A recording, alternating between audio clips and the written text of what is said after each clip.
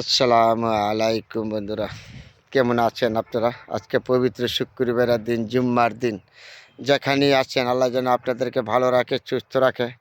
এই পবিত্র শুক্রবারের দিন উছিলায় যেন সবাইকে বাল্লা মুসিদতে উদ্ধার করে আল্লাহ। যারা আজকের এই শুক্রবারের দিন আমাদের গরিবের জন্য সর্বত্র বড় একটা দিন, আবাদতের দিন, হজের দিন।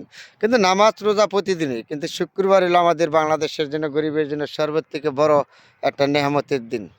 তাহলে এই দিন শুক্রবারে উছিলায় আজকে যারা দুশ্চিন্তা আছেন তাদেরকে দুশ্চিন্তা মুক্ত করে দেন। যারা বিপদে আছে আল্লাহ তুমি তাদেরকে বিপদে উদ্ধার করে দেন। যারা কবরবাসী আছে সকল কবরবাসীকে তুমি আল্লাহ তুমি কবরের আযাব থেকে মুক্তি দাও।